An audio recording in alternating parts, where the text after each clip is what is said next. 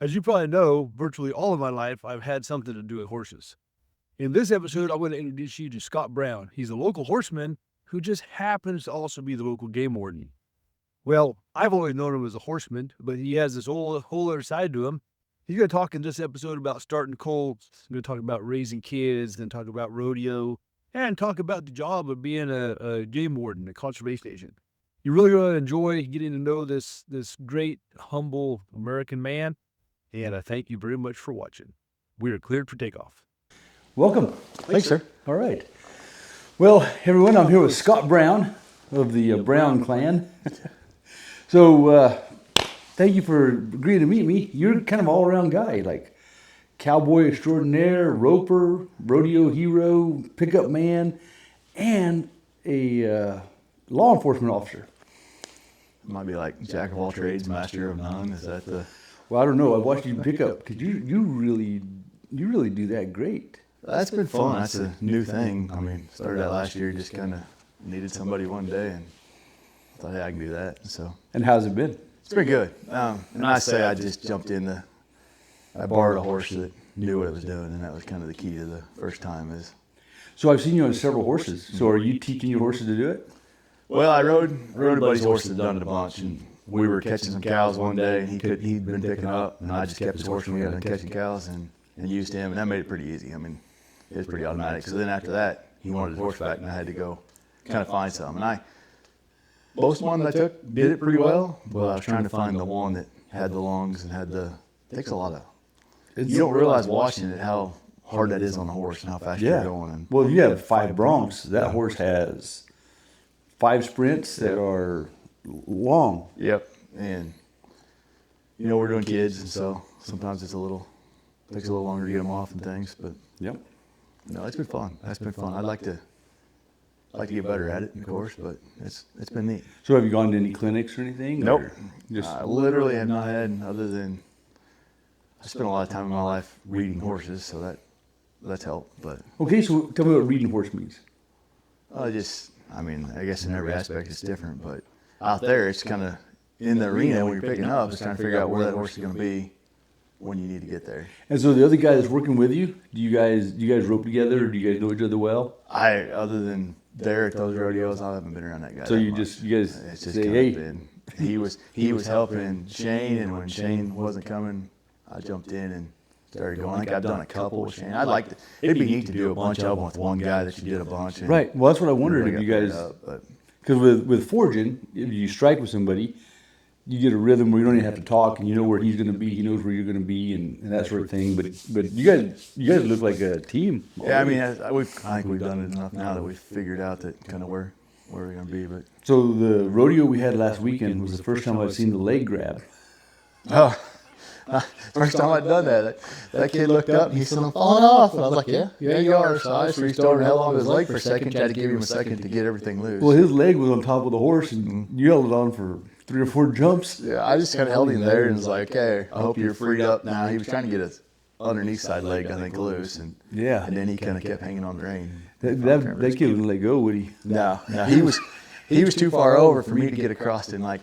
I was hoping I could pull him back up, but he was too far gone. So yeah, that was something different. But yeah, I did hang on to his leg for. I wish I'd had a video of that, because that was a pretty cool thing. And that was the second day. My wife did video. I like her to video a couple of them the first day. Mainly I want to look at my horse and see what.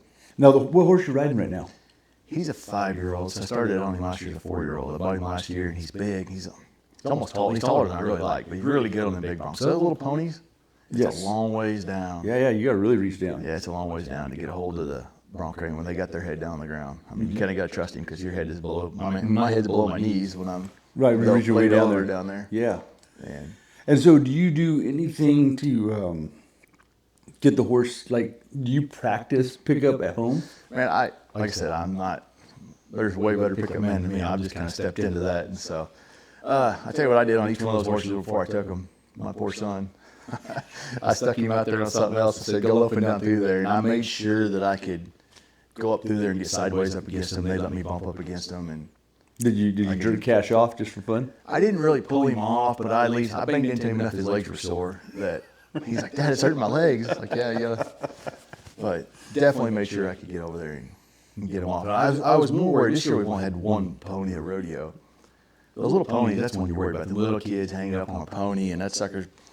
So the first time I took this horse, I actually called Shane, my buddy. He came back over and was there. So if something happened, I knew there was somebody else in there. And right off the bat, a pony bucked up underneath and reached down and grabbed the kid. And I was like, I guess we're all right. So that's been fun. It's been something new. I hadn't done anything new for a long time, and it's been a little bit of a rush. Now, did you grow up rodeoing?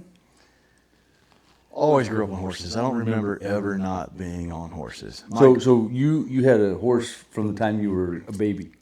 Yeah, I don't ever remember. Like, I kind of remember getting a pony when my grandpa gave me a pony when I was 4 or something like that. My dad roped some. And did you grow up on a farm then? Mom, yes and no. I mean, I grew up in the country. We lived out. We had horses. My grandpa, I mean, he was probably 68 when I was born. Lived to be 100 and died in 2013. So wow. He was born in 1912. Grew up in a livery stable. Had always traded horses and mules and done that stuff. So he always had slews of horses and stuff. So we were there, and then. And was that far from you? No, he lived right there in Osceola where I grew up. So I spent a lot of days in summertime at his house. My dad roped when I was little. Mom and Dad got divorced when I was 10. But my dad roped when I was little. Was that tough? Which part? Them getting the divorce? Yeah, it was different. You know, I mean, I say tough. There was things about it. Yeah, it was tough. But I'd been around enough and knew it needed to happen. Okay. You know. So it was for the best? Yeah, it was for the best, yes. And are you older child, younger child, only child? I was the oldest. And how many? I got a sister that's 4 years younger than me. So there's just two of you? Just two of us, yeah. All right. What's she do? She works for an insurance company. She works from home, does I'd be lying if I told you, something to do with working with what gets paid, what doesn't get paid. Oh, I think I have. They've been at the rodeos. My niece Right. was at the rodeo this weekend. Yeah, I met the cousins. Yeah. Okay. So they love to ride. I mean, That's they cool. They wish they lived closer, but they will come stay a week or so and ride. And All right. All right, so your 10-year-old and your grandpa must have been a huge figure whenever the divorce happened, huh? Yeah, my grandpa was, and there was another older guy there that lived in, he wasn't younger than my grandpa, but guy there in town, and he lived right across from my grandma's house, actually, and he always helped me with horses, always had horses. He was probably unappreciated for what he actually knew about horses, I'm going to say, and he helped me a bunch as far as starting colts and that stuff. He did a lot of the colts starting stuff that guys do now before anybody talked about it. Okay, so the horsemanship. Yeah, the You horsemanship. all the Yeah, Clinton Anderson, John Lyon stuff. He did a lot. I mean, he called it putting them through the pressure, but he did a lot of the pressure and release. And you know, it doesn't really matter what you're doing; it's when you stop doing it. Were you climbing on young colts for them as a kid? I climbed on everything. I can remember. I mean, when I was little, every time I got a pony that was going good, it gets sold. It just disappears, type of thing, you know. So I can remember coming home to the arena. I went out to the arena. The Osceola South Club grounds, I kind of grew up there. My grandpa started that rodeo. It's a huge rodeo. He started that rodeo. Osceola has Labor Day parade and everything, rodeo days, like Lamar has the fair. Okay. And my grandpa kind of started that. So we were always out there. But anyway, I grew up in that arena. But I remember going out there, and there was a guy on a pony, and they opened the buck and chutes, and this sucker is standing straight up on his back feet and walks out of there. And they're like, "Hey, here's your new pony." Great. So it was a bucking horse. Now I don't know what his problem was, but they stuck him in the buck and chutes, and there was a guy on him, and he came out walking on his back legs. And I was a little timid of that horse when I saw that. So the next day, my dad. How old were you? Mom and Dad weren't divorced, so Under 8. 10. Okay. Probably 8, because it was a couple years beforehand. And I'll give my dad credit for this. He took me. We went out there the next day after school. I think it was after school. Anyway, he took me out there, and there's bullpens in the back. And he said, "Pick a whip." And I had some whips like my grandma bought me at the rodeo, and my little kids buying whips. I said, "Pick a whip." Picked one. He said, "Now you get on that horse and you use it on that horse, or I'm gonna use it on you." And when he tried to bluff me out and sire up, I whipped. And all of a sudden he popped over the gates and said, "Let's go." And we went, I don't know, 5, 6, 7 miles. I thought it was 20 then, but we went a So long you ways. rode for a couple hours? Yeah, oh yeah, a long time. But Wow. That was one of them. That's one of the moments where he could have let me get scared. He didn't. So. Yeah, yeah. Running the horseshoeing school, the level of quit in a youngster nowadays is pretty phenomenal because dads don't do that. Yeah. And so you get a kid and he wants to quit basketball or he wants to quit piano or he wants to quit whatever. If you don't make him not quit, you're setting him up for failure. So yeah, kudos to your dad. Yeah, and that was always my mom's rule. Like playing sports growing up was, you don't have to play, but if you start, you finish the season. Yeah. There wouldn't. Great rule. Yeah, because there was definitely times in the season where you didn't. Yeah, of course. Yeah, and It's of course, not fun. the coach is mean and he doesn't like me and It's 2-a-days, and you're laying out there. I can remember laying out there in the football field in 2-a-days thinking, I don't have to do this. Like, why am I here? So yeah, but that wasn't an option. what were your sports? So I played everything when I was younger: basketball, football, baseball. But by high school, I just played football. Okay, and what was your position? Everything. Was it a small team? Yeah, we were a small team. I'd always kind of been big, and then by the time I was a freshman, I wasn't. Oh, really? I So was- they outgrew you. I was 5'7", Well, you're 120 big now. pounds. Yeah, and even my sophomore year, I was still 5'7", 120 pounds with a 12-inch, size 12 shoe. Looked like a clown. Between my sophomore and junior year, I grew 6 inches. Wow. So that helped. Yeah, yeah. And that's why I keep telling Cash, like, it's coming, buddy. Yeah, yeah. It's coming, don't worry. But I was 6'1" at 14, and I could change my clothes behind a broom handle. I was just a stick. And then Cody, he didn't grow till he was like 21.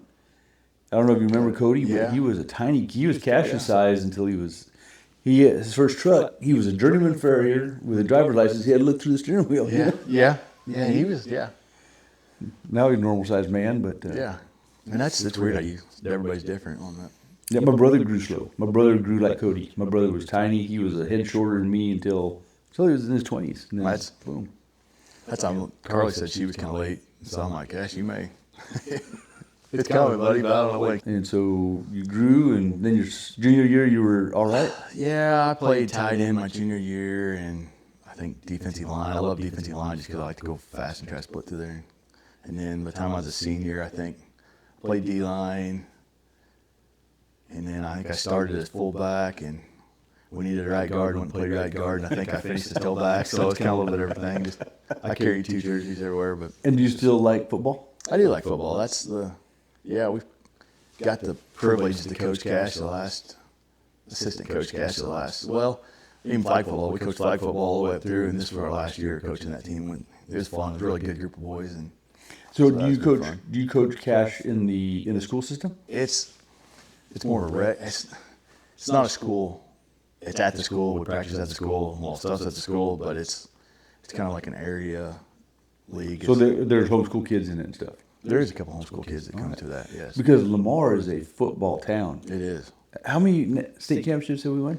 I don't remember. I mean, they won the first one, I'll say 2011, and They've they won won one. 7 straight. And then the coach that's there now, I think he's coached 5 years, and all 5 years he's at least made it to the state championship. Hasn't won every one of them, but made it. So I don't know how many they've won, but they've won a bunch. They've got a system down. Yeah. And I mean, it's hard though. I mean, I kind of feel for those kids. Football's what you do. Yes. Yeah. I went to college at Pitt State, and back in those days, their record was 69-0 in like 1990, 91. If I'm wrong about that, and you're a sports nerd, I stand to be corrected. But it was incredible. But the people that were on the football team, they got a scholarship, they got a full ride, but they were making minimum wage for the amount of hours they took out of them kids. Yep. Yeah. So if football was your job. And that's, like I said, Lamar's got a system they have figured out. I'll give them that. You follow this system, they're good. I mean, every year you think, hey, they've lost a bunch of guys, and they seem to come. Well, you don't have 15 years of championships without having a really good coach. You know? Yeah, and they've had a couple head coaches, and they've got a brother. I mean, that brotherhood is figured out. Is Cash going to play football? I think in so. high school? I mean, it's going to be hard for him. I can see it coming a little bit as much as he likes to rodeo. Right. But you got 4 years to play football. So I'm going to say, go play football. Yeah. Well, do what you You want know, to do. you can rodeo afterwards. Yep. And you listen to a bunch of them guys that are really good rodeoing. Not that whether you plan on going to the NFR or not, or whatever you're planning on, but a lot of those guys are really good high school athletes and stuff. Oh, you yeah, know? yeah. So it's like, you got 4 years to do this. Sure. And so whether Sounds it's like- up to him, you know. Yeah, of course. Yeah, That's yeah. up to him. So Your rodeo events. What rodeo events have you done?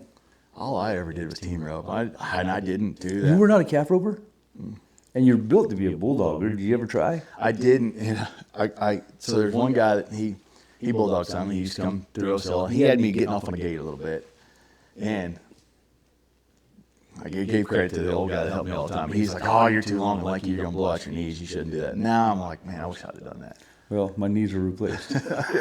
I think that would have been a good one if I could have got with the right people. That would have been fun. I mean, I was riding my little mare in the arena the other day, and Cameron had this big black steer that's just slow. They don't even rope it because it's so slow, but perfect for tracking. And Marina was in the perfect spot, and she looked like she was willing to go by. I wanted to jump so bad, but I know you knew better. I know It's gonna Kelly. hurt. Kelly. Well, I don't even if I'd have done it and not got hurt, I would have got hurt later. My whole family would have been, oh, you idiot. You know? Yeah, I'm starting to see a few more of those. You go team roping quite a bit now. I rope very little. I mean, I help the kids, and You got kids rodeo I'll on, so sell that's them all my about them. horse, and by the time we get through all their stuff, I haven't entered. I don't remember the last open I entered. I entered the pasture open at Becker Spain, the chuck wagon races every year. That's about it. Yeah. And I told the guy the other day, I said, I'm not sure I'm gonna do that. He said, yes, you are. So I guess I'll back in it again this year. But past that, I mean, I'm hoping that sometime this summer I can tune my good head horse up and he'll fit cash and say, here you go, and Nice. I'm gonna be a foot. And Well, you're never a foot. How many horses do you have at your place? I really don't know. Because it changes. Yeah, I Like you have been a great school customer for over a decade because you got 40 one week, and then you got 27 the next week, and then you got 12, and then all of a sudden you got 30 again. You guys have been awesome to me. I couldn't have done it without you guys being there. I mean, that's been a blessing to me to have the school to go to. I mean, really. I mean, that many horses, and I'm getting where I'm probably cutting down because I don't ride them. One is I'm not using them as much. I help the kids, and so now if you look after my horses are what the kids are riding, hopefully what they're stepping up to, and something that I'm hoping that'll be the next one type of thing. I mean, you gotta look ahead on So this. you're not buying anything to sell anymore. I'll buy something if I think, but I'm not just, no. Because you used to buy I did. trailer loads. I did. Yeah. Probably when I first got here, I don't know. When I first met you, you were single. Yes, And, when I was single, and I didn't sleep. I ride all night long, and that's all we did. I either worked or I rode horses. Yeah, okay, so let's talk about your job. What are you? I'm a game warden. Game warden. Conservation agent is the technical. That's a technical term? Yeah. So you get offended if people say squirrel police or possum cop? I've heard it so long, I don't really, none of it bothers me. It's, people say it now, I'm like, yeah, I've heard it. Like, it's kind of like, you walk in, someone's like, you know what, eagle tastes like owl or something. I'm like, yes, I've heard these for so long, it doesn't, it just, every once in a while I'll get somebody will send me a funny screenshot of something off Facebook. So how long have you been a conservation agent? 2005. So 20 years. Yeah, and I worked for the department for a year before that, a little over a year before that, up at Borders, Duck Marsh, and then going through college. And What did you do for the year before? So I worked at the Duck Marsh. There's a Duck Marsh up there, 4 rivers, and I think there's 16,000 acres of conservation ground. You get it all added up. What do you do there? We planted, I was basically a farmer. We planted 1,000 acres of row crops basically. Oh, that wow. were flooded for the duck hunt. Okay. So, we planted it. We treated it just like we were production farming, a lot of that, other than we weren't harvesting. Okay. But, as far as we planted beans and we wanted them to grow like beans, and we planted corn, And did you spray? and we sprayed, we fertilized. Just farming without harvesting. And so a couple of the guys, the boss that was there then, he wanted stuff straight. He wanted a farmer to drive, because there are no farmers around there. They don't want to drive by and look at the conservation guys, how they want it right. Yeah, yeah. And, we mowed road ditches and mowed levees. Okay. And then did you get a degree in law enforcement? I've got 2 degrees. One's in wildlife management conservation, and the other one's in agronomy, which is, and I got to college, I was planning on the conservation. So you started college to be a conservation agent. I did. Sometime in high school, I said that's what I was going to do. And I'm not saying I didn't waver some in college. I wanted to just ride horses.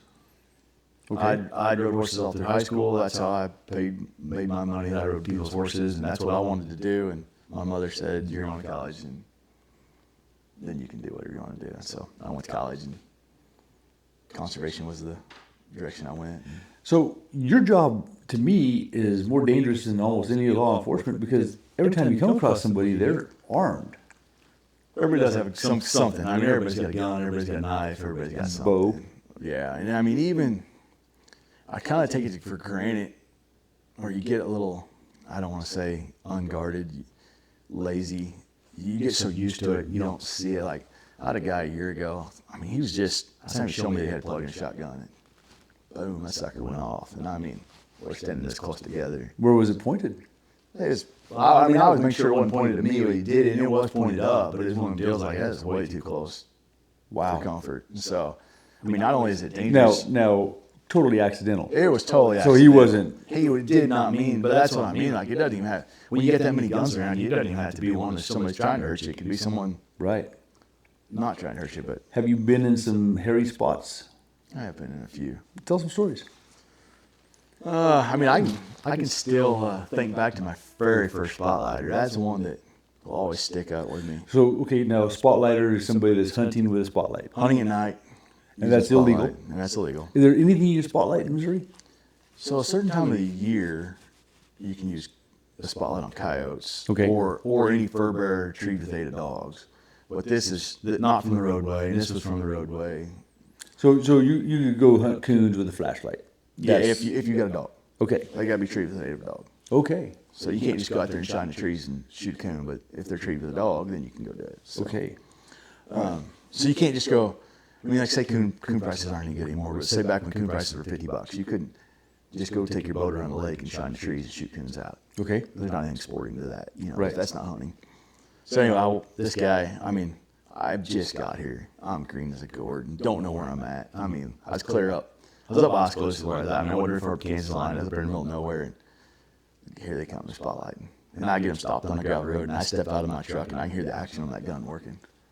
And talk about making the hair stand up on your neck. You can hear that cha-ching, cha-ching. I was like, oh, I hope they're unloading and not loading, And I get up there, and there's a bag of marijuana that big, and a case of beer, and No guys kidding. got mess sores down their arms, and I'm like, oh. How many guys? There was just two of them, and back then we took everybody to jail and that stuff. Don't always now, but I mean, I called dispatch. I'm like, I don't even know where I'm at. Like I said, it's either K Highway or V Highway. So or, you don't have GPS stuff at this time? no, and I mean, we all had maps in our trucks, and it's crazy. I still got piles of maps for every county around, and never use them. And I got on the radio and said, hey, I'm at this road, this lane, in either K Highway, whichever one it is. I told him right. And John Simpson, who's actually the sheriff here now, was a deputy then, and he came on, which I knew him. He's like, hey, I think you're such and such. And he came and hauled one of them to jail with me. I'd never booked anybody in jail or anything, so he helped me do all of that. But that's one I always remember is that hair standing up on my arms. That you hear that. But they didn't action. get threatening. No, they were bad. They get in the truck, and it was the typical, I'm just trying to feed my family type of thing. I'm like, I don't know what the bag of weed cost and the case of beer and the gasoline, but you bought a lot of hamburger for what that cost. So that was one that wasn't really hairy as far as guns pointed, but that's one I'll remember forever. Sure. And have you had one where you thought this might be the end of it? I had one where, I mean, I was looking in the car at the guy with my rifle thinking, and the guys are looking at me, and I'm thinking, this is it. I said after that one, if you ever look Satan in the eyes, I saw him. So was he pointing a gun at you? He was not. It would have been they had stole a car from Chiggers in Sheldon and wrecked, or I don't know. They chased them, and the guys were coming out of Kansas City because the feds were serving a search warrant on their house, and stole a car at Chiggers and another one, and they had wrecked maybe up Double E and 71. One of them was in the middle of the highway, flagging out semis, trying to jag them out. And anyway, deputy chased him on foot. And So this is not a hunting deal. no, it was just one of the deals where I was trying to help. And so you get called in for that all the time. They right? went right by my house, and I was there, and I was actually telling the deputy. I mean, I was very familiar. It was just where they were at. And they went down through the fields, and I'm like, this is where you're at. And they ended up going on foot up to a house, and they got in the farmer's truck, and the deputy got her with him. He broke the deputy's hand, grabbed his hand and broke it. He that strong, huh? Yeah, and there was a gun in the vehicle. The farmer was telling him that, and so I was the first one there behind him. This is one of the deals I was just like, this is not good. I mean, you don't want to be in that situation. You want to get her help, but you just don't. You never want to. Don't want to die. Well, and it's not necessarily, I didn't want to shoot him, but either not on just on the fact that it's going to win, lose, I mean, no matter what, it's not going to be good. Right. And that guy looked at me and I thought, and I'll give the sheriff, then busted the window out the other side. And the guy came out my side. Someone was in the car, there wasn't a gun in there, so I wasn't worried about that. So how did it end up? He got pepper sprayed and it didn't affect him. He licked it off like it was nothing. Have you ever been pepper sprayed? I pepper sprayed him. No, have you ever been pepper Yes. sprayed? And is it something you can lick off and go on with? The more times it's happened, the better it is. Oh, how many times have you been pepper sprayed? 3. And is this perps or is this training? No, it was training. Well, one was training when I was a park ranger. One was training when I was an agent. One was when I was a park ranger. Me and another one were jacking around. He pepper sprayed me. But it got easier every time. I will say that. All right. So this guy's pepper sprayed. He's pepper sprayed and it didn't bother him. I mean, he couldn't see, but it didn't affect him. The sheriff tased him and it didn't affect him. And So was he really jacked up? he was on steroids and I'll say steroids and meth or something. Wow. It was we got him. It took a little bit, but we got him.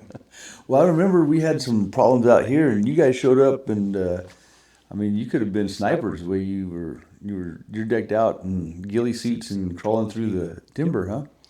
I've done some of that, and that's fun. I like the hiding, the watching, plainclothes work, old school game warden work. I don't see we get to do much of that anymore, but that's fun. You ever do any of it on horseback? So I have worked a few horse trails on horseback, and then guy's granddaughter was missing one day, and I just happened to be up there and saw a sheriff's officer, everybody go by, and she's lost in the woods, and they had a horse. I said, give me a horse, Did you find her? The helicopter found her, and I was almost to her, trying to get through fences, getting to her, and we came over the hill, and we all got her right there. The helicopter actually found her from the air. But she's all right? She was all right. Yeah. But in that's kinda New fun. Mexico, where I grew up, they do a lot of work on horseback. It'd be neat. I mean, I feel more at home on a horse than anywhere, so Right. that would be Be a it'd good be joy. cool. Yeah, it'd be neat. We just don't really have the huge horse trails, big. If you look, I think some of those western states they have a lot of that. But So how many people do you end up putting away a year or something like it that? fluctuates. I don't take that many people to jail anymore. I mean, I say that and I'll arrest somebody every day this weekend, but it'll be all at once. It is But Memorial Weekend Yeah, it coming is. Yeah. So most of them are citation, kick them loose type of thing. So Cameron wanted me to ask you about the hard-working Mennonite kid that accidentally killed 3 turkeys. Yeah, He said one shot killed 3 turkeys. Yeah. And he said the poor kid's skinny, starving to death, and you took 2 of them. I did not. That's not. I'm not. I can't talk about this, but that's not okay. right. Okay, all right. That's not right. You tell Cameron that his story is not right, and I was very nice to the kid. Yeah. I mean, you almost got to try to kill 3 at once. I mean, at some point it's neglect. I mean, and I did. The kid didn't get ticket or anything, but. And I understand he called him. I mean, anytime anybody calls and turns themselves in, I'm way better off. But at some point, you gotta. I mean, my son's 11, and he was turkey hunting. I wasn't with him, but it was my stepdad, and he said, "Hey, I couldn't shoot at first because they were too close together." So I mean, he knew enough to let them separate. So, so there is. Anyway, it takes some common sense, but that doesn't seem to be very common anymore. No, it's less and less. I'm not mad at anybody. I'm just I got a job to do, and a lot of times I'm as country as they come. So I fit in here pretty well. Everybody's farmers and stuff. So, but most of our stuff you don't accidentally mess up. You don't accidentally drive down the road, stick a gun out the window, and pull a trigger. Right. I mean, you just don't. And as flat as Barton County is, that's pretty scary. Right. I mean, a bullet can go a long ways. So yeah, of course. That's where I'm like, hey, there's reasons. Is there a lot of poaching? Oh, I mean, yeah, there's always some, but a lot of it's opportunistic, I guess. I mean, you've got So your, like a guy's not out there doing it, but he Yeah. just happened to have a rifle and there's a good buck and boom. Huh? you've got several categories. You've got the category that's what we're after. They're out there doing it. They're hardcore all night long. I mean, they're trying to poach, and you've also got your guys that they're hunting, and then the opportunity comes up and they don't have the willpower to not take it. Right. You know, and then you'll have some accidents, but. Well, what about accidents when people hit a deer? Do they get to keep the meat? Oh yeah, if they want to keep it, but you get fewer and fewer people want to keep it anymore. I mean, What about the blue tongue? Is that still a problem? Normally what we had was EHD. And EHD stands for. I'd be lying to you if I tried to pronounce it. It's from a midge fly, and I'm not a biologist, but it's from a fly, a gnat, and so normally on drought years, and they get it, and they get a fever, and that's why you find them dead down there in water. And so every one of these drought years, we get some of them Okay. dead, and so that is a problem. But that's not blue tongue. It's not technically blue tongue. A lot of people call it that. But what we've been more worried about is the CWD, the chronic wasting disease, which is kind of like a mad cow and deer type of thing. Or Crutchfield Jacobs or scrapies and sheep, and that's what we have found in Barton County. And where the other one will kill more deer fast, it comes and goes and it's gone. Okay. Once CWD there, that prion's in the ground, and like I said, once again, I'm not a biologist, and it's bad. Like what I've read from other states that have had it, a certain time, once the prevalency rate gets high, What's the what? prevalency rate, once the percentage of deer that have it gets, I mean, what did I read the other day? When it got up to a certain percent, the deer started dying off at like 40%. You know, it was Wow. bad. It was not good. And so we found it here in Barton County a few years back, and so. What was our prevalency rate? Do you know? Yeah. And that's, to me, that number is, it's not as hardcore of a number as you can find, because it depends on how big area you check. But So you could say Northern Barton County is yeah, 10%. you know, it might be, Southern Barton no, it's not that high. I mean, you want to keep it down in a couple percent, but there might be some couple sections out towards the state park where it's higher than we want. You know, we don't want it at all, but So, and how do you handle that? man, we've done what we call targeted removal. Okay. In Missouri, and it's been going on for 10 years, and they're trying to just thin the deer herd a little bit in that area, just to slow the spread down. That's all they're doing, is trying to slow it down. We're not getting rid of it. We're not wiping it out. Nobody wants to wipe the deer herd out. They're just trying to, like out there, I mean, it was nothing to see 100 deer in a field a night, 120 deer in a field a night. So I don't know. They're just trying to slow it down. And Can a human eat a deer with CWD?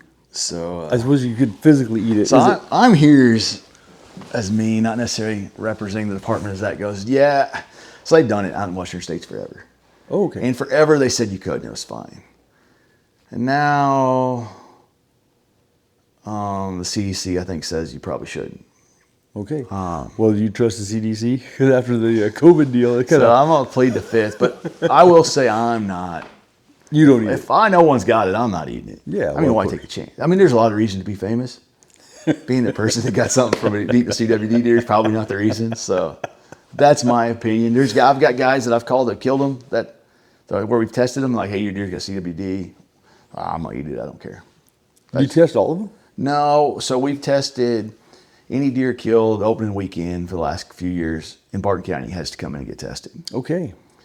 And any deer that, like, my kids kill, I loved the deer hunt back before I became an agent, but I kind of Don't do don't it do much it now? anymore. Yeah. Yeah. But we're going to test them before we eat them. Like, I'm just going to test them before I eat them. Yeah, of course. And so, And is this a transferable disease to any other livestock? no, not at this point, no. But I mean, it's kind of like I said, other livestock have their form of the disease, mad cow, scrapies, that stuff. But you just don't ever know on zoological type diseases when something will Make the mutate or jump. something. Yeah. And I know there's tons of people working on, and there's some hope out of some studies maybe on coming up with something, the vaccines. I don't know how you give it to the deer, or something you feed into them, or maybe they're looking for a genetic strain. Okay. There's some hope, but there's also, I would think that they'd be looking for that in cattle and sheep and everything else that we've been dealing with forever. It's a whole lot. Thing is, you can test cattle and sheep a lot easier than you can deer that are running wild. So Yeah, absolutely. Well, how long do you plan to be an agent? July of 2032. Oh, so you do have a date, huh? Yeah, I know. Yeah. Well, and what are you going to do after that?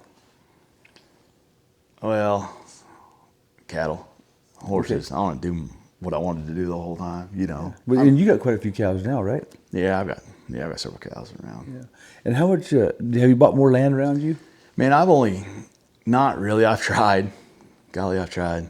I think I've bid on 3 different farms this year and come up short on every one of them, you know, man. just. At auction or at what? One was an online auction, and another one, I guess just 2. And another one that they offered on. Realtor thought, yeah, they're going to take it, and didn't take it, and it sold right after that. It's kind of been but I think when the right one that comes, God will give me the right one, you know. Every time I have a deal, I don't push it. And if I ever pushed it, I always regret it. Yeah, and that's kind of, you know, if you get that FOMO, that fear of missing out, I feel like I always get into, I've done it on horses before, and holy, talk about taking a bath. and so I've kind of had to just be like, that is what it is. This is what, and I mean, I lost one 4 or 5 years ago, right during COVID, right across from my house. And Really wanted it, huh? That one kind of hurt a little bit, and now looking back, I'm like, man, I should have bid more. And I bid, they listed it. And so I got a call the night before that they're going to list it. And so the next morning I said, I'll give it. And I just thought, when they listed it for that when price. you ask a price, the first person says, I'll take it. That's what you do. Because that's what you do selling a horse or selling whatever. Right. That wasn't right. Yeah. And my wife's grandma, both my wife's grandparents died of COVID. And her grandma had been fighting, trying to get off the ventilator forever. And we were down. It was like the day that they were unplugging her. Oh, geez. And So tough I'm there day. and I'm thinking about it. And I'm like, crud, I should have bid a little bit more. Because he told me, like, we're going to let you know tonight. Well, he called and said, hey, 3 of you bid the same thing. We're going to let you guys blind bid again. And if I'd have bid a little bit more, It would be yours. good. But my goal then was I was almost 40, was to be debt-free by the time I was 40. And I had it. I mean, I was going to make it. But if I bought that, I wasn't going to make it. And so I did make it. But So Kelly wanted me to be debt-free by 50. And at 49, she got me debt-free. And then Alan Wingert's place around here, he said, sell it to me. And so I bought it, I think, in April of my 49th year. So I was out of debt for a few months, but I was never out of debt in my 50s. yeah, that was kind of like I told Carla, I was like, hey, this has been our goal for a long time, but this is right across the road. We got to try, you know. Yeah. And luckily, a farmer there close Good guy. bought it. And I did ask the realtor that. I said, you got to tell me, is this somebody from town that's going to build a house right here, or is it? Right. So you don't have a neighbor now. No. And that was going to be, I mean, like, That's the reason we were able to buy Alan's place, because his neighbor was right there looking in the window. Oh. Remember that? Yeah. Yeah. So you remember where that trailer was? Yeah. And Alan was not going to put up with that. And so, and then when we bought the other place where that kid died, we tried to buy it at auction. And it was one of those deals where, like I said, I just won't force it. And so I knew the price I'd pay, and another guy was willing to pay more than that. So I said, okay, that's fine. And he got it. And somebody had misfiled the paperwork on the house versus the paperwork on the land, so they couldn't get a title to it, a clean title. So they called me up, and I was able to buy it for $25,000 less than it was sold at auction. And that's crazy how things happen. That's kind of what I'm like, you know what, when the right one pops up, if I'm Right, supposed to buy one, Don't push it. it'll happen. And if not, maybe God's got different plans, you know. Well, you got a really nice place now. You got and quite a bit of land. You know, we got 40 acres there, and I bought that other 60, and I've got several places rented, and Yeah. we're fine. I mean, I'm looking more ahead. If it was just me, I probably wouldn't. That's what Cash, I mean, he absolutely, if it's not horses and cows, that's all he thinks about. So I'm like, oh, I'm trying to look ahead for him. you Yeah. know, That type of kid's thing. Cowboys they come. Man, he is doing good. Huh? Thank you. He had a little rougher weekend this weekend. It's kind of been humbling for him. Yeah, I but you think, watch him ride. I mean, he just sits a horse so good. Thank you. Selling them ponies the way he does. Yeah, that's it. And I left. They're actually home alone. for a little bit. Carl had a board meeting, and I left. He had 2 ponies out there, and I said, "You can ride them, but don't put a saddle on them. Ride them bareback." You know, nothing about a kid getting hung up and not being around. That scared me. But now that he's cut his hair, because he doesn't have those locks flowing in the breeze. That's what I told him. I said, "You need to grow your hair back out. You missed more calves since you cut your hair off than you did the whole time it was long." A little bit like Samson, huh? Yeah, it might be the problem, but it's just faster cattle and he's got used to open jerseys, and these cattle are faster, and cattle are so high, that's what they're going to do. And You know, stock contractor, can you imagine having that job right now? And that's why, I feel bad. And I told Cody, I was like, I understand, Cody, the stock contractor, and like, I understand. And for my sons, that's fine. So we're going to go home and learn real fast cattle. Right. But some of those kids, it's going to be hard on because they may not ever, they need to go slow cattle before they get to the fast cattle. And Cash has got his own little Corani herd, and he had already weaned 4 off, and they're standing there. I said, as soon as it dries up enough, we can rope them. Yep. We're going to learn real fast. Yeah, fast junior cattle. rodeo, unfortunately, those stock contractors have it the worst because it pays the least. Yeah.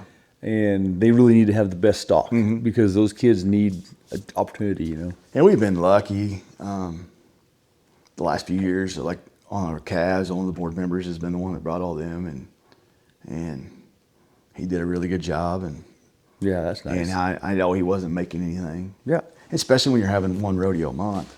Yes. You got, to own that stuff. That gets me to your willingness to be the, is it president or director? What are you? I'm the president for Of the Missouri Junior Rodeo Association, or MJRC. Yeah. And how did that happen? I don't know. So, It's a thankless job, isn't it? oh my. So back to my same buddy Shane that I rode his horse picking up. He was the president, and he called me one day and said, "Oh, guess what? I'm not doing this anymore. It's up to you." So I already told him this year, before the year started, this is probably my last. And I like it, but it's just, It's a lot. I really don't get to vote on anything. Everybody else makes the decisions. I just got to get the blunt end of a lot of it. But this has been a good year. So I can't complain. That's a really good rodeo association. It really is. And I haven't, there's a lot of people ahead of me, before me, that made it, set it up. Pretty much it's like, just don't change anything, and it's kind of like everything else. If you figure out how something works, just don't let anybody change it and screw it up a lot of times. Only the computer people and the car people and the Yeah. appliance people, they would only do that. Yeah, it's like just Phone people? everybody, and still people come in and they got big ideas, and it's like, hey, this works. Right. And this works. And that's kind of like, even when I was 13, I was on the board at the South Club Dojo, and they have a big Labor Day weekend rodeo. And that's kind of always been my thing there. People say, I'm like, this has worked for years. Just don't change it. Just, change. There's going to be little things, but just try to keep the same pattern of what works. And so now like I said, I don't make any big calls or anything like that. I just try to keep, I get to try to make a decision when somebody's mad normally, but that's. Now, how about your daughter, Swayze? Does she live for horses like Cash does? And she plays all sports too. But yeah. She had a great rodeo She weekend. did have a good weekend. She had a better weekend than Cash did. And she says, as you do better, the more you want to do it, But it's amazing how kids are different on things. Like, poor Cash, I can scream and yell at him and be a little rough. And I got to be a little more careful. Well, Cody and Jacqueline, our kids, were the same, but you ever see more different than Marcy and Heidi? Oh, yeah, that's true. That's true. Yeah. Yeah. But I love, that's the fun thing, is watching all those kids. There's so many kids there. Cody's kids, Nathan and Chrislin's kids, and there's even other, there's so many of them. You kind of like you form a little family. And even this year we went to Vegas. I was way outside my wheelhouse going to Vegas for Castor Oak.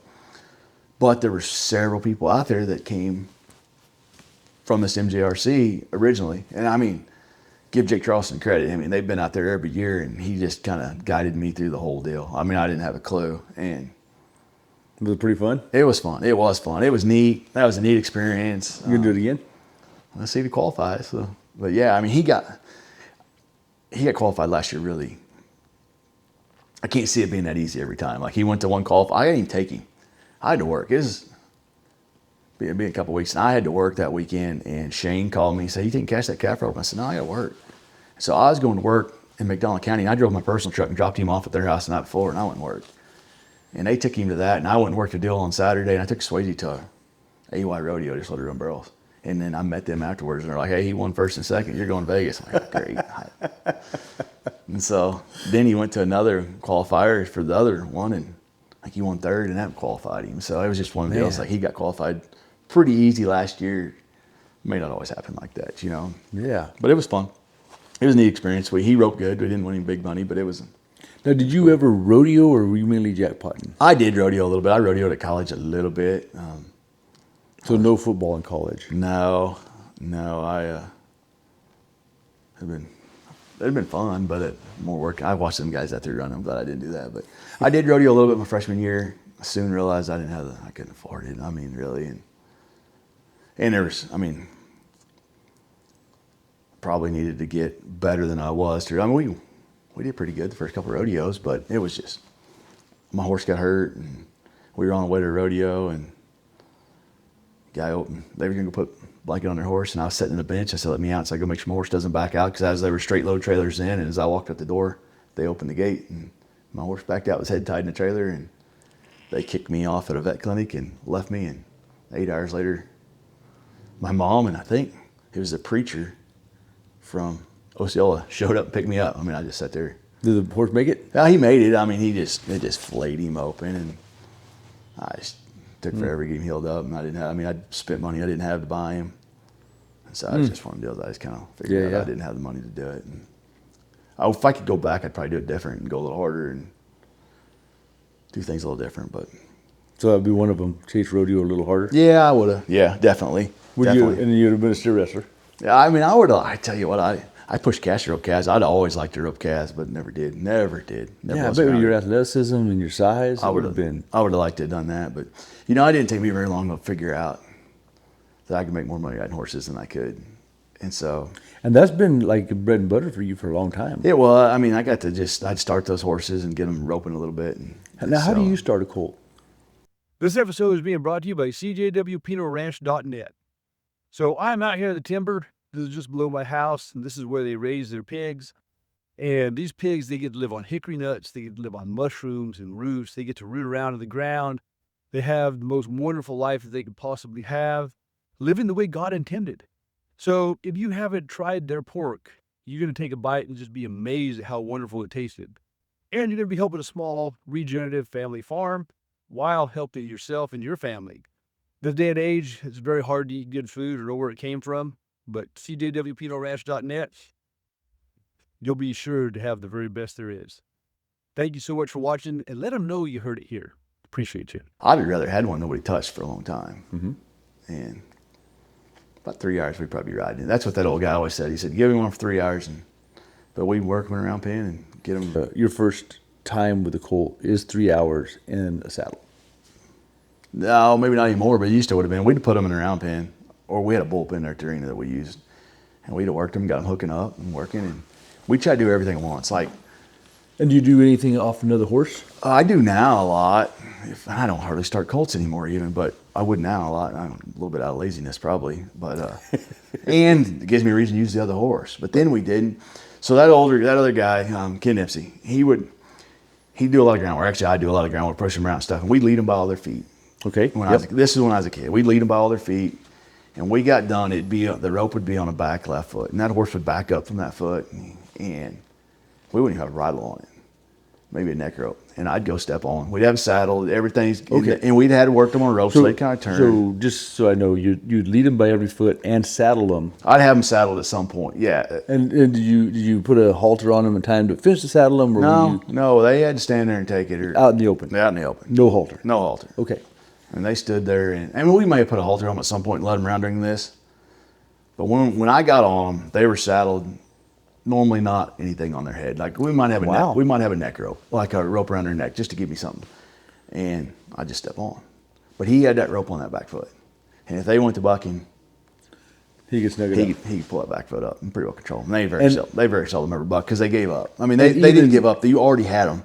Like once they gave you 1 point, we went through the whole step. Right. And so he would have the back foot roped, but he's on foot. He's not on a horse. He was on foot, but he was stout. Okay. And this wasn't a lariat rope where it's going to burn their foot. We got a big cotton rope. Yeah, we got a big cotton rope. I still got one at the house. Yeah. But he'd have that, and I'd step on. I trusted him. I mean, I'm not saying they wouldn't jerk a little bit, but I trusted him, and he taught me a lot on starting colts. Yeah. That part of it, and then I got around some other guys that taught me more on some of the other stuff. And there's a lot better horsemen than me, and all kinds of that. I mean, I wish I would have got way more specialized in a lot of things. You are quite the horseman. I mean, you don't just start being a pickup man by accident and just do it as well as you do without being a heck of a horseman. You also don't ride. How many horses have you owned? Oh, thousands. Right. I mean, so how do you own? And so I've seen. There's no telling how many horses I've seen of yours come through the school, and so you don't get around and work that many horses without being a horseman. So don't say you're not a horseman. I appreciate that, but I mean, it's just I feel like a lot of that stuff is something you just aspire to be and you never get there. Well, maybe not, but you're close. Yeah, I mean, it's just always there's always a little more, a little Horses better. Are the same. You'll never be good enough, and no matter how good you are, there's one thing you could have done a little better to make it better. Oh man, if I had brought that nail up an eighth of an inch, it would be a better job. Yeah. Oh, if I had just got that heel just a little tighter. But so yeah, I understand that. But still, you take horses a long ways. And I wish I would have got around some people that were better in some of those aspects. I got around some guys, and I got around some guys that were horse traders. I'm just going to tell you, they were horse traders. But those guys they rode a lot of horses, and they can get a lot out of one in a hurry. And I got a little of that. And I was in college, and a guy called me and said, hey, I mean, you're talking 2000. He'd give me $25 for every one of them I stepped on. They'd saddle them, lead them up, I step on them. I mean, I'm not talking ride them for an hour. I'm talking ride them 15 minutes. And $25. Yeah, I mean, it's $100 an hour. I mean, I liked it, and I learned more from riding. I mean, everybody asks me, who taught you what you know? I mean, the horse taught me what I know. I mean, most of it was spent out there in hours trying to figure out how to get.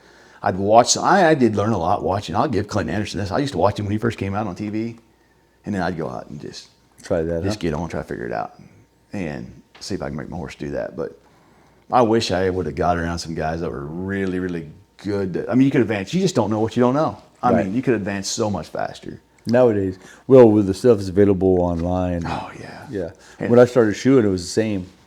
Yeah. If you didn't find the guy that could teach you how to build the thing or do the thing, you were treading water on your own. I read one of your books, and that's when you talked about going and getting with all these people. When I got done, I told Cash, I said, that makes me wish I'd have gone and got with the right people riding. Yeah, you told me, you said you wish you'd have got your tribe of mentors a little bit more organized. And I still try, and my wife and I, we openly talk about who you want to hang out with, who you want to, and it's hard. I mean, who you want to mentor you on things, and you try to find people that have already, I mean, in our opinion, we always say you want somebody that's a generation ahead of you, or just, a few years ahead of you.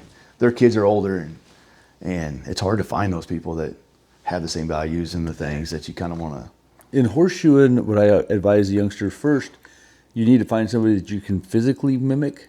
So I don't know if you've ever watched Cody swing a sledge or swing a hammer, but there's few men alive that can swing a hammer like Cody. Uh-huh. So he's a pretty hard guy to mimic.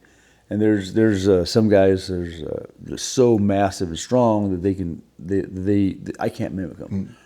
And then you got to find somebody that is able to teach, and then finally you got to find somebody that you like well enough you want to spend time around. Because even if I can mimic them and they can teach me, if every other word's the F word, or if they're drunk half the time, to me that part of it's not worth the other part of it. So there's a few boxes to tick, but if you find that person, your potential, you can take a long way. Yeah, and that's, I had that opportunity once, just going backwards. When I first got to college, my dad set me up with some guys that roped really good, had a really good opportunity to make some money working for them, roping and learning. And I'm not saying anything, but I went out there and they talked me into riding over just in a car to roping. And they got so drunk. And I really hadn't been around that much. And I remember telling God, I'm like, you just get me home safe, done. I won't come back out here. Yeah. And I didn't. And I'm not saying, I'll drink, but I'm not. That was just one of the deals. I was just like, God, just get me home, and he did. And I did, and I did, and I could have learned a lot and advanced a lot probably, but it was just one of the deals. I was just like, get me out of this, and yeah. Where do you think things are going with rodeo horses in this world we live in? Do you worry about that? It's like It's like, where are the rodeo horses going, or Well, where's no. the... So we have kids that are living till they're 30 in the basement playing video games instead of riding horses. We have kids that are living on their mobiles. Yeah, I mean, does this bother you as a father of young children? Yeah, yeah, it does, and it's even hard where you try to keep your kids off of it. Like my kids, everybody's like, hey, when we were in Vegas, they're like, hey, Cash, text us videos or something like that. Or people call me like, hey, Cash got a phone? I'm like, no, he doesn't have a phone. He's 10. He doesn't have a phone. You know, like, he doesn't need a phone. So when will he get a phone? I tell you what, there's been a few times here lately. He's got, at Christmas time, we bought phones to use as iPads. So they could listen, not iPads to iPods. So they could listen to music on them. Or he likes to do audible books. Like when he's practicing roping, he likes to put earbuds in and listen to a book. Okay. And he's hooked to my Audible, so I know what books he's listening to. I mean, he's listening to pretty decent stuff. And there's been a few times here lately I told Carly, it's like, I'm going to buy him minutes. Like they're home alone right now, and we don't have a house phone. So we've got that, but I really don't want to give in and do it. So they're definitely, he doesn't want to sit around and look at a phone. So pretty safe there, but I don't know. I mean, at some point. What about Swayze? So the funny thing is, I listened to Cody's interview where you were talking to him, and I know it was Swayze he was talking about at the banquet. So, so my kids don't get Swayze. So when he said that kid was on the phone, It was Swayze. Yeah, it was. It was Swayze. So, and that's why he said he was surprised. But so it was Swayze. But to her, I give her a little defense. Is she's naturally shy. She just came out of it. You wouldn't know it. But naturally, I mean, she was really shy. Rodeos helped her that a lot. I can tell you when she came out of it at a rodeo. But was it me bothering her? No, she had been at church that morning, Sunday school, church, Sunday school, and been there for helping get ready for 2 hours before that. So we had been there a while, and there'd been a lot of people. Right. And grandparents are like little crack dealers. So they think since every other person's kids snorting the crack, playing on the cell phones, that their grandkids should get to too. And I hope my mom and Carly's dad are both watching this, because every time I look up, we'll be at dinner somewhere. My kids don't look at a phone when we're at dinner. Like, we've got TVs in our car because our car came with TVs. Once a year do we use them on our way to Florida. Only time. If we're going to drive, because I'll drive it straight through. How many hours is that? 12 hours to 16, depending. 16 hours having a TV is not a bad deal. Yeah, and normally what we end up doing, Cash, I turn TV off and I'll be listening to an audio book, and he'll stay awake listening to the book with me. But that's the only time. But they'll slip that phone. So that was Grandpa had slipped her phone sitting there. And to her defense, she had been there forever, and she was about people that I'm guessing. Okay. And I think she was just zoned in on it and didn't even, because I asked later, I'm like, where'd you get a phone? Grandpa. So. All right, Brad. That was Grandpa's phone, or somebody. So it was not mine. It was not her mom's. So, but yes. Back to the original question was, electronics scare me, and they are addictive. I mean, they're addictive for me. They're made to be. I mean, yeah. I mean, there's people a lot smarter than me that making you addicted to them. So, I don't have Facebook. My wife's got Facebook, and she'll log onto my phone for me so I can use it. And I catch myself looking at it all the time. And Facebook knows it's not her because it sends different stuff to the feed. Oh, really? So, yeah. So when she's looking at her Facebook, and mine is totally different, and it's all underneath her account. No kidding. The ads, everything. That's crazy. Yeah, they know it's different.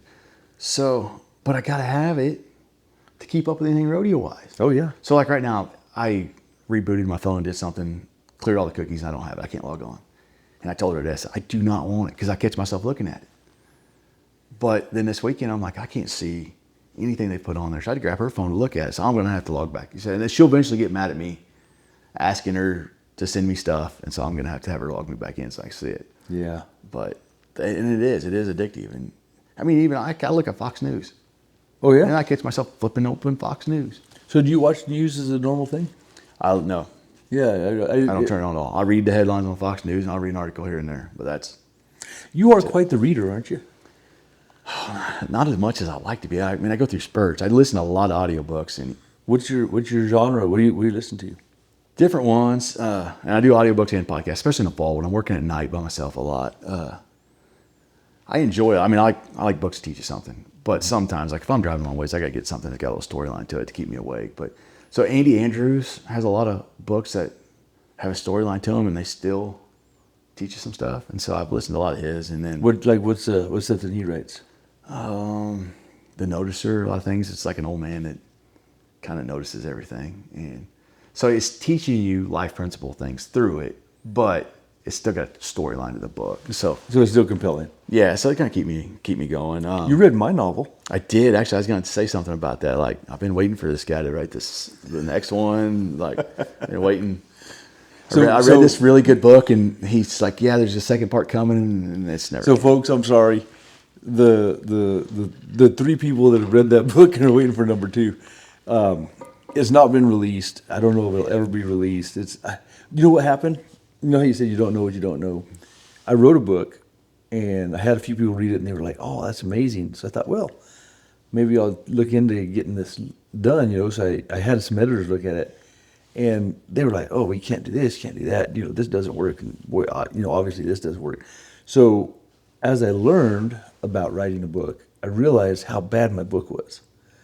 So I can develop a character all right, and I can get a storyline going, but there's so many pieces of it that I didn't get right. I liked it, and Cody sent it to me. So everybody, like, Chris didn't even give it to me. Cody sent it to me, and I had a cell phone. I mean, I don't buy new cell phones. I had to get one this year, but I'll repair an old one forever. And it was little bitty, and I read that thing on that cell phone. Talk about a headache. And I read that whole book on there, and he got done. I'm like, man, there's got to be more. And Cody's like, yeah, he's gonna make another one, this and that. And it's been several years. I just keep waiting for it to come out. I told my wife, like, this book's gonna come out. It's really good. So Someday it's kind of like Yellowstone. I did watch it, and I haven't seen season 5, never did. But it's just like you're always waiting for that next one. But yeah. Well, I appreciate it, and if I ever do get it published, at least I'll be able to get one $5.95 copy sold. Yes. I'll bring it over. Have you autograph it? So no, I read my Bible every morning. As far as reading. And do you have a Bible reading plan, or do you just read through it? So I do. I have the Bible app on my phone, and I just constantly put a new one on those. And I try to read one of those every time. But I got where I wasn't because I catch myself. I'm on the phone. Before I know it, I'm looking at something else. So you intend to read the Bible, and you get on I'll Facebook. be on the Bible app. Before I know it, I'm reading some news article somewhere or something. Or I'm looking at the Bible app, and I'm like, hey, I wonder what the cattle market's doing today. So. Right. But I do try to get up early and read the Bible first thing. I mean, So what's early? It fluctuates. Through this school year, early for me has been about 4:45 to 5. Okay. There's been years that it was way earlier. My wife would get up at 3:30 and I'd get up at 4. She likes a little bit of time before anybody gets up. Sure. But even when I try to go to my office and sit there, in the summertime it gets harder because we stay out later, Right. And if you get those nights you flipping the arena lights on and staying out, and it gets harder. Yeah, you stay until 11. It's pretty hard to get up at 3:30. It didn't used to be, man. I used to be able to do it, but golly. And the other thing is, it gets hard for me to do my stuff in the morning because sometimes in the hot part of summer, you get up first thing, you try to go do your stuff that you got to do outside. Right. And so I do try to give God the first part of that first little bit. Mm-hmm. Try to give him the best part and try to stay focused on that. And so I read my Bible, maybe not a lot. I've kind of been, like, sometimes I'll read randomly. I've been on this deal lately. I just sit there and pray and keep my eyes closed and wait for something to pop in my head, and that's where I flip to. And it's been really neat. Very cool. It's been really neat. Like, I'd been praying about a certain thing, and I'm sitting there, and it, let's say it's Matthew 8:7 or Matthew 7:8, one or the other, popped into my head, and I pop it open. It's like, It's applicable. Keep asking and you shall receive, or he who knocks will, and it's like, whoa, where'd that come from? So that's been neat. Yeah, that's very cool. And so I do try to do that all the time. And I need to get another actual hard copy book, sit there and read. I don't do very good on my reading books on my phone. Yeah. I read the hard copy Bible, and this latest one I got, I've been correcting all of the personal pronouns for God or Jesus. So when they have the he or you or any of those, they're not capitalized in this version. Really? It's the ESV, and it's commonly not anymore in the modern Bibles. God is not capitalized in? God is, but the personal pronouns. I see. So they say, and then Jesus said to his disciples, I'll make the his capital. So it's a little tedious. It slows you down. That's what I find. I slow down to really try to get the meaning out of it. But I got orange marks all over this thing. And they say you ought to mark a Bible up to the point that you need a new one every so many years, but mine's got writing in it, but not to that point. Well, if you do it on your phone and you do writing in it, you're gonna. Yeah, and I don't. When I read my Bible, I read my hard copy Bible, but I do the app on my phone and try to read one of those every morning too. They're pretty quick. And I got a little bit where I try to do the app, and then it gives you Bible verses. Go back and actually look them up in my Bible and read them, but I don't always. Yep. When I was learning Spanish, I read the Bible in Spanish and English. And I tell you what, if you want to really get some good Bible study, try to learn another language by reading the parallel Bible. And what happens is you read the foreign language bit, and whenever you read the English bit, you're trying so hard to get the meaning of the foreign language bit that you read the story in a different way, and you'll get more stories out of the Bible than you ever knew were in there. I feel like I'm reading a different language if I read King James Version of the Bible myself. Well, there you go. Do it in parallel. So do a King James and an ESV or an NIV or something with it, and that might be a very cool thing to do. Might be. Yeah, and I've got a King James there. My Bible is a New Living Translation, and it just really talks the way we talk. I've done NIV probably a half dozen times, and I've done ESV, and my favorite though I think is the New King James Version. Yeah, that's the NKJV has been probably my best. That might be what I have. It might be a New King James. There's a lot of translations though. Mm-hmm. Yeah. Now, are you into shooting? Not as much as I used to be, didn't you? I mean, I shot, but I'm not like some guys. Some guys are they shoot all the time. We shoot enough for work training and qualifying and that I kind of. You just have to qualify as a game warden every year? Qualify twice a year. You got to go through definitely some kind of tactical course once a year, and then we'll have some red handle training type of year where you're shooting more like paintball style guns in a. And so, what do you qualify with a pistol and a rifle? And a shotgun. And a shotgun. Mm-hmm. All right. And so, what's your service pistol? It's a Glock. It's a 9mm now. We shot 40s until it's probably longer than I think. I feel like it was last year, but it's probably been 5 years ago. A couple of years. Yeah, because we've already changed guns once, so it's been longer than I think. But it was a Glock 40 forever. When I came out, it was a Glock 22C40, and then we've changed every. So is it Glock 43 now? Or? It's a Glock. I don't even know what they're called at this point. This model. No, it's not. I don't remember what the model number. And in the new ones, we just got them have a sight on them that's like a red dot type sight. So it's kind of been a whole different. Do you like it? I do. I had shot for 20 years without one. Right. And so I think for someone just picking one up, that's probably the way to go. To be accurate, fast, it's going to be way easier. Mm-hmm. But if you already have 20 years of instinct. I had 20 years of experience of shooting one way and having to go, like, that sight picture wasn't there. Like that, you would look, the way we had trained to shoot, that red dot wasn't there. Mm-hmm. So the way you bring your gun up, the way you lock your arms, we had to totally relearn it. Really? So it's a whole different thing. It is. I mean, so can you use your old style and still? Yeah, I mean, my point shooting is still there. Just pull up, shoot. But I mean, the way we used to come up and kind of have it just out here locked, you could see it now. I mean, I got to bring this gun up more and punch it out just to keep my sight picture level. Okay. And it's a little weird, huh? It was different. But so we just did some training last week where we're shooting from a boat in a pit, and you're up moving, and you're going fast at different things. And I drove the boat for everybody because it's here in Barton County. And I've done that. This is probably the fourth time. We've done it 3 times for Southwest region, once for the Central region. So that's fourth time of 2 or 3 days of me driving the boat for you.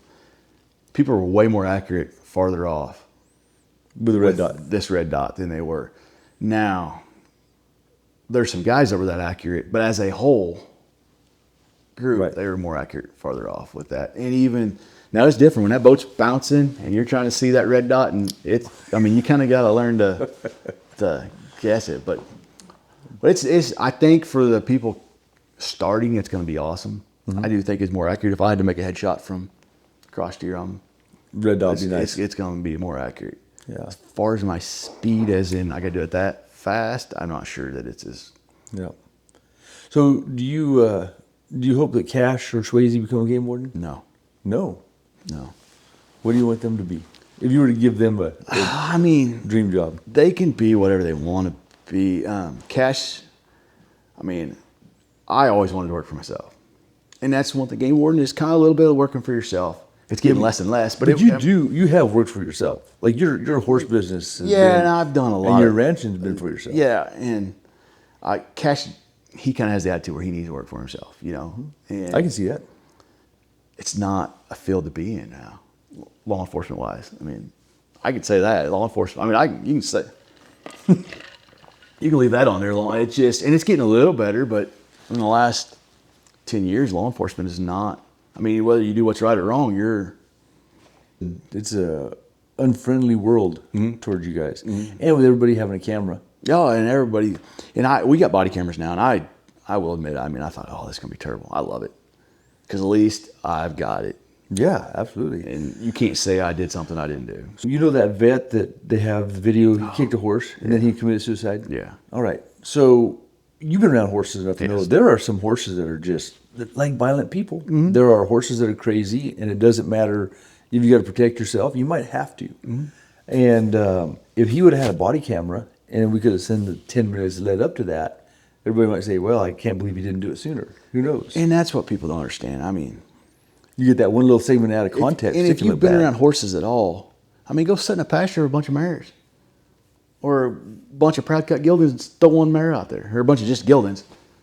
Them suckers weigh 1,200 pounds and double barrel kick the other one in the ribs and never phase him. And you think that guy weighing whatever he weighed, kicking him with I mean, probably there's a lot. I mean, it's not what people see on some of that. You know, there was a show a few years ago. I don't remember what they were doing, and it was a guy that had been around horses a lot.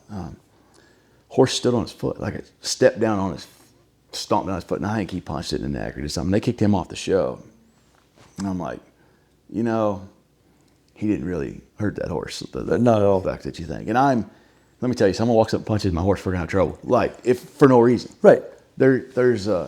But those animals, he got to spend some time with them. Yep. Well, a matriarch mare, she'll try to kill a horse that tries to even go by her in the field. Yeah, I mean, If a human kicks a horse, the chances of it doing damage is so minimal. Yeah.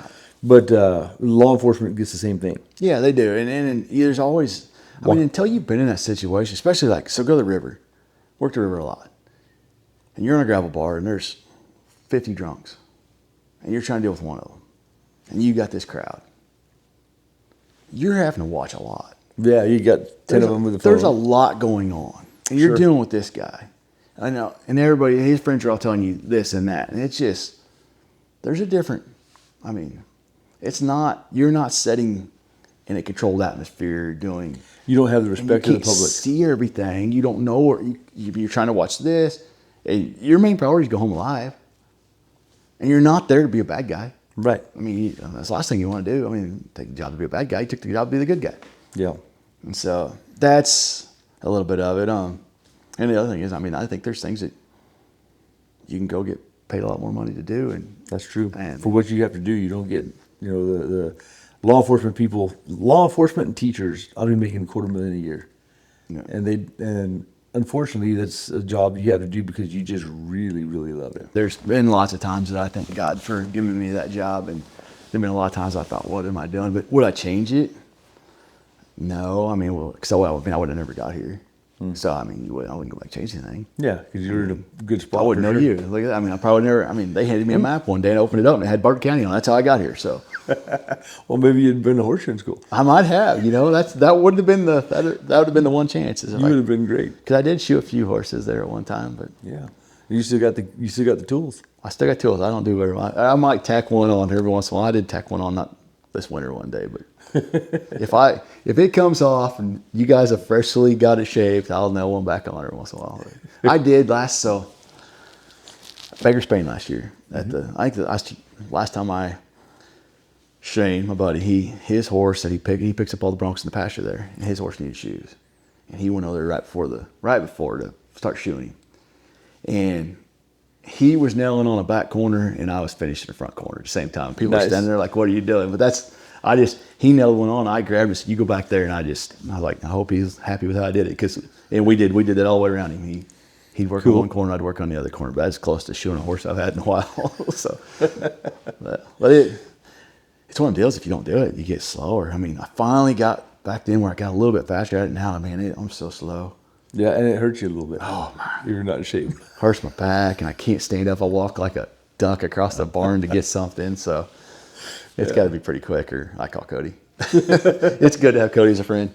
I mean, this weekend, look at that. I mean, all right, you put the shoe on for you. Swayze's horse comes walking out of the arena, and she just had a really good. It was a barrel hard bar run. too. Yeah, and had all kinds of stuff he's done to it. I don't know.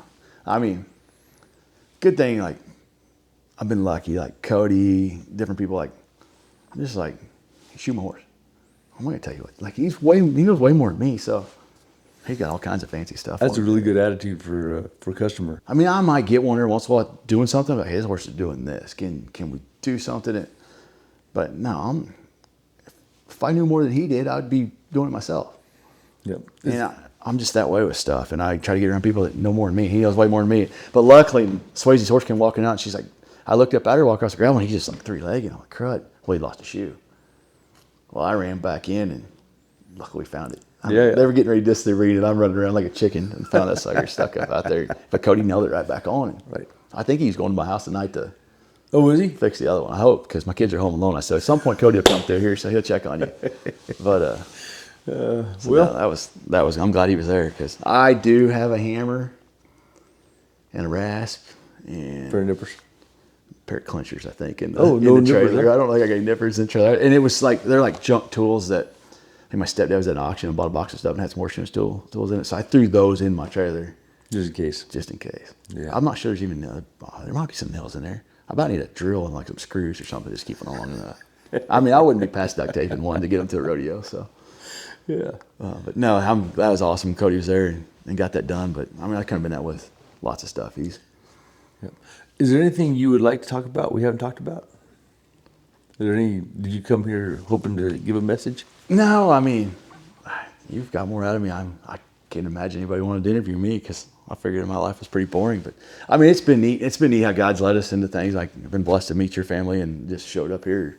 This is gonna be a great interview. Like, you'll be surprised. You're gonna get called, people saying, "Oh man, Scott, that was awesome." So no, it's neat how things lead you. You know, I ended up over here as a game warden, but here we are talking about horses and horseshoeing. And that's one thing about youth rodeo. It's done for me is I ended up preaching at a few of them.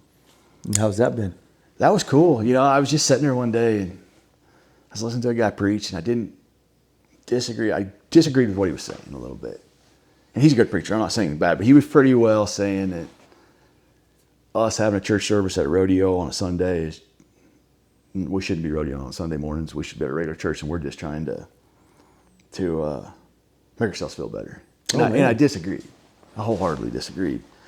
And I heard God saying, like, well, you preach it. And I fought it. And finally I said, okay, God, if you want me to do it, I'll do it, but I'm not going to seek in this opportunity. And it wasn't 5 minutes, my phone rang. And they said, hey, we don't have a preacher this weekend. It's like, all right, I'll do it. Well, just a few minutes later, they called and said, oh, so-and-so's going to do it. I said, okay, I won't do it. Well, there's a little bit of call back, like, no, you're doing it. And I did it, and it worked. It was good. It was great. Because I really feel like, you know, at church, you're only going to meet so many people. But there's some people that come to those rodeo things that aren't normally in church. And I was seeing that, and that guy was saying that, and I'm like, that guy doesn't come to church, and he's here. So we have an opportunity here that you don't have. And it's also one of those things where Christians are actually looking bad because you're saying, well. Yeah, and so that was awesome to get to do that. Now I've preached a few times at our church over the last couple of years, and wouldn't have never done it if I hadn't done it a few times at the rodeos. And I haven't preached at all this year at the rodeo, and that's been neat. It's kind of like, where's this leading, you know, type of thing. But do you have any really good testimonials? Do you have a great God story?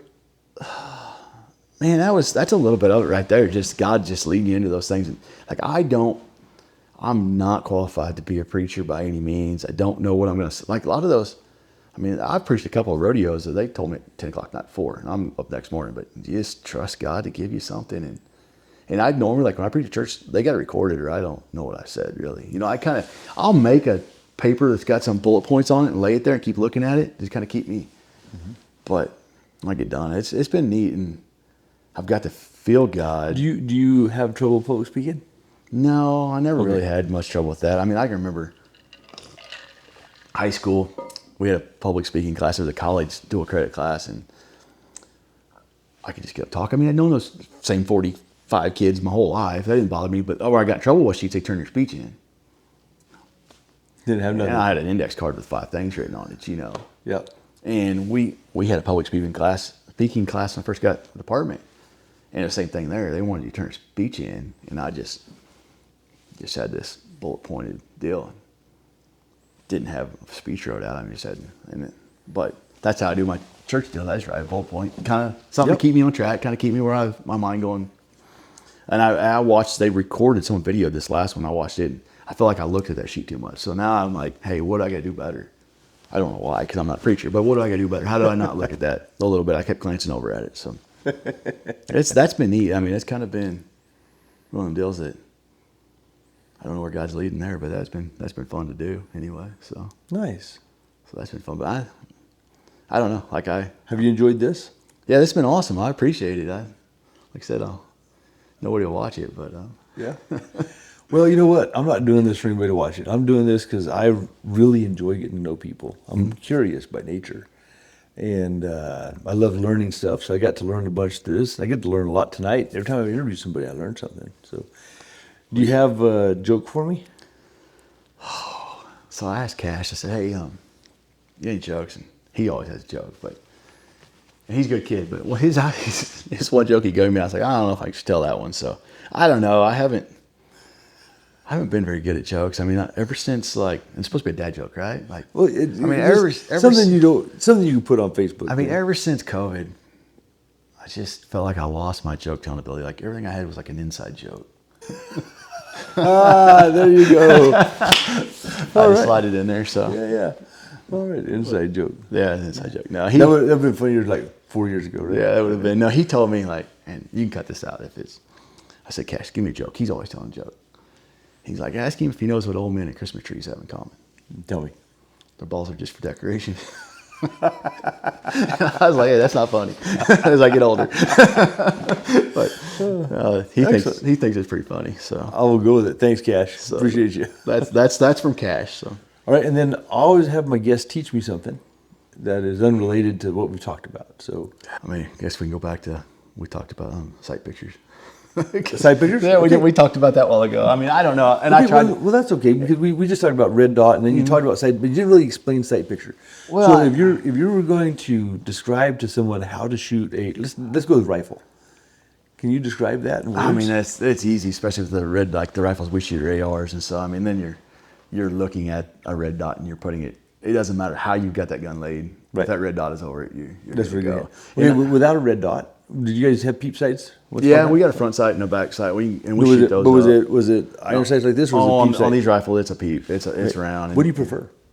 That red dot, as far as No, I mean from peep sight or probably on those rifles, a peep sight. yeah. I mean, I like a regular scope. I've shot a rifle enough that I like a real scope, but Right. but no, I did. I asked, and that's the same thing. I asked Cash, what's something I can teach? He's like, I don't know. I was like, Chris knows everything I know, so I was like, there's not a lot, but and so I knew you were going to ask those two things. I knew you said something about a joke, and But there's one other that you also give me an inspirational saying. so I asked him that too. And he goes, if you're going to be dumb, you got to be tough. I said, I don't think that's inspirational, but that is a rule around our house. I don't know. I mean, some of the things I think about a lot is like, if you want a different result, you got to change what you're doing. Okay. And I feel like we don't do that a lot. Everybody wants something different, but we just keep doing the same thing over and over. A lot of people don't like change. Mm-hmm. So that's a tough element, but you're not wrong. If you do want something different, you do got to do something different. Mm-hmm. Yeah. Well, I like that one. All right. I mean, I don't know if it's inspirational, but that's kind of I was looking at my desk as I walked by. I've got a print off, and it's laying there, and it's just different things, and I just glance at it every once in a while, and it reminds me of a few things. That was on it, and I was like, yeah. Good enough. That'll work. I mean, and the thing you're going to teach me, we really kind of glossed that one over. like I said, I don't know what to teach you there other than, and I mean, I guess you could go back to, I'll tie them together. Okay, so even motivational, you can't hit a fuzzy target. You got to know what you're aiming at. You got to know, and even when you're shooting, you need to aim small. You don't want to. You can't hit a fuzzy target. You got to be aiming at a direct spot. So All right. so tie Well, those together. we were at a Bible camp just 3 days ago. We shot the horses for Turkey Hill Ranch Bible Camp. Do you know them? Amazing place. They got a bunch of horses, 750 acres, beautiful place. Where's it at? North of Rolla. Really? Yeah. And they have 250 kids come at a time throughout the whole summer. Their whole thing kicks off next week. But the guy stood up and gave a devotional, and he said sin was an archery term, and it had to do with missing the target. Really? Yeah. Yeah. I didn't look it up. I didn't look at the root for sin, but basically whenever you sin, instead of hitting your bullseye, you are missing the target. So That's interesting thing to bring up interesting. 2 days later. That's interesting, you know. And I mean, I guess. So that makes me think a little bit there. Like, so has God called us to do certain things, and our sin's going to be that we miss that target of what He called us to do? Well, sin separates you from God, right? Yeah, yeah. So Interesting. yeah, that's cool. We'll have to look it up because Yeah, all of our phones are on airplanes. So. yeah. I turned mine off. My kids are home alone. They're probably fighting. One of them's calling me. Man, I didn't realize they're home alone. I really hope whenever we're all done here that we don't find any problems. There's smoke going off over there. No, they'll be fine. Well, man, you've been a great friend for a long time and a wonderful guest. So I sure appreciate you. I appreciate your family. thank you, brother. Sure.